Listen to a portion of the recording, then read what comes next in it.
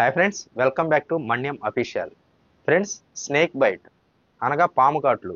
పాము కాటు వేసినప్పుడు ఫస్ట్ ఎయిడ్ ఏం చేయాలి, అలానే ఏమేమి సింటమ్స్ ఉంటాయో ఈ వీడియోలో చెబుతాను. వీడియో చూసే ముందు నా స్మాల్ రిక్వెస్ట్, మన ఛానల్ని తప్పకుండా సబ్స్క్రైబ్ చేయండి, వీడియోని లైక్ చేయండి. వీడియో లైక్ చేయటం వల్ల నేను మరిన్ని మంచి వీడియోలు మీకు తీసుకురావడానికి ట్రై చేస్తాను. వీడియో యూస్ఫుల్ కాబట్టి మీ ఫ్రెండ్స్ అండ్ ఫ్యామిలీ మెంబర్స్కి తప్పకుండా షేర్ చేయండి. స్నేక్ బైట్ మనం తరచూ చూస్తూనే ఉంటాం.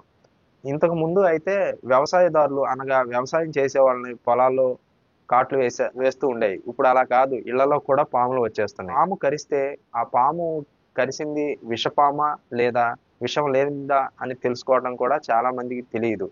కొంతమంది అయితే నాటు వైద్యం దగ్గరికి వెళ్ళిపోతారు. అలా కాకుండా నేను చెప్పిన వీడియో తప్పకుండా ఫాలో అయితే పాము కరిచినప్పుడు ఆ కరిచిన వ్యక్తి సేవ్ అవడానికి ఎక్కువ ఛాన్సెస్ ఉంటాయి. అసలు విషపాములు అంటే రెండు రకాలు, అది హ్యూమోటాక్సిన్, రెండోది న్యూరోటాక్సిన్.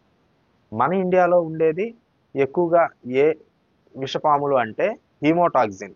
హీమోటాక్సిన్లో వచ్చి పింజేరు జాతికి చెందినవన్నీ కూడా హీమోటాక్సిన్స్. మరి న్యూరోటాక్సిన్ ఏంటంటే నాగుపాము, త్రాచుపాము, నాగుపాము అని పిలుస్తారు. అలానే కట్లపాము, న్యూరోటాక్సిన్. అసలు పాము కరిచినప్పుడు విషపాము అయితే ఎన్ని బైట్స్ ఉంటాయి, విషం లేని పాము అయితే ఎన్ని బైట్స్ ఉంటాయి? విషం ఉన్న పాము అయితే 2 బైట్ మార్క్స్ పక్క పక్కనే ఉంటాయి. అదే విషం లేని పాము అయితే గీరినట్లు ఉంటుంది. ఇదే బండ గుర్తు పెట్టుకోవాల్సింది. అలా అని విషం ఉందా లేదా అని మీరే డిసైడ్ అయిపోయి ఇంటి దగ్గర ఉంటే చాలా ప్రమాదం. ఒకవేళ పాము కరిస్తే, కరిచిన పాము విషం ఉన్నది అయితే ఏమేమి సింటమ్స్ ఉంటాయి అంటే, కరిచిన పాము న్యూరోటాక్సిన్ అయితే ఏమేమి సింటమ్స్ ఉంటాయి అంటే, కరిచిన చోట పెయిన్ ఉంటుంది. ఆ పెయిన్ పై వరకు, బాడీ పైకి వరకు పెయిన్ వస్తూ ఉంటుంది. స్వెట్టింగ్ ఎక్కువగా ఉంటుంది, ఎస్ఓబి ఎక్కువ ఉంటుంది, ఛాతిలో బరువుగా ఉంటుంది. ఇవి కాకుండా డ్రూపింగ్ ఐలిడ్స్ అనగా కనుబొమ్మలు వాటికవే కళ్ళు మూసుకుపోతూ ఉంటాయి, డ్రూపింగ్ ఐలిడ్స్ అంటారు. డబుల్ విజన్ కూడా ఉంటుంది. మాట్లాడటం చాలా కష్టంగా ఉంటుంది. రెస్పిరేటరీ పెరాలసిస్ ఉంటుంది. ఎక్కడైతే కరిచిందో ఆ లింబ్ వీక్నెస్ ఉంటుంది. హీమోటాక్సిన్ ఒకవేళ కరిస్తే బయట ఏరియాలో బ్లీడింగ్ అవుతూ ఉంటుంది. ఆ బయట అయిన లింబ్ స్వెల్లింగ్ వస్తుంది, పెయిన్ కూడా అధికంగా ఉంటుంది. ఇంకా సివియారిటీ ఎక్కువ అయితే రెక్టల్ మలం ద్వారా బ్లీడింగ్ అవటం, వెజైనా ద్వారా బ్లీడింగ్ అవటం, వామిటింగ్ ద్వారా బ్లీడింగ్ అవటం జరుగుతుంది. స్కిన్ ద్వారా కూడా బ్లీడింగ్ అయ్యే అవకాశం ఉన్నది. ఒకవేళ ఇంటి దగ్గర పాము కరిస్తే ఏమి చేయకూడదు, అది విషపామా విషం లేని పామా అన్నది సెకండరీ విషయం.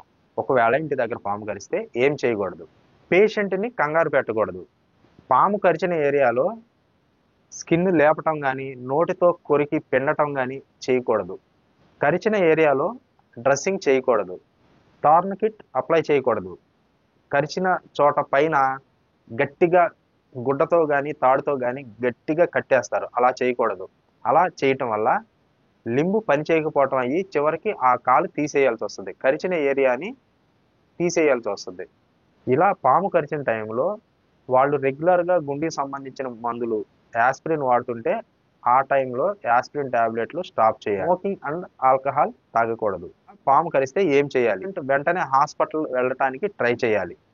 పేషెంట్కి ధైర్యం చెప్పాలి, నీకేమీ కాదు, నువ్వు ధైర్యంగా ఉండు అని ధైర్యం చెప్పాలి.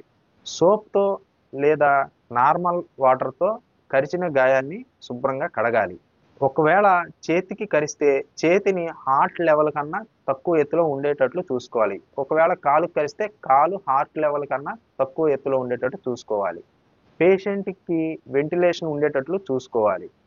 పేషెంట్ను నడిపించకూడదు, గాబరా పడేటట్టు అసలు చేయకూడదు. వెంటనే హాస్పిటల్కి తీసుకెళ్తే డాక్టర్ గారు వెంటనే కరిచిన గాయాన్ని చూస్తారు.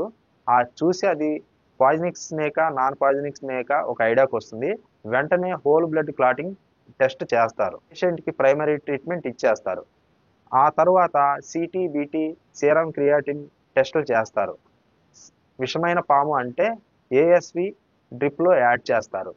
నాటు వైద్యం చేయించుకోవటం వలన చాలా ప్రమాదం ఉన్నది. కాబట్టి ఒకవేళ పాము కరిస్తే 100% ఫ్రీ ట్రీట్మెంట్ గవర్నమెంట్ హాస్పిటల్లోనే అందుతుంది.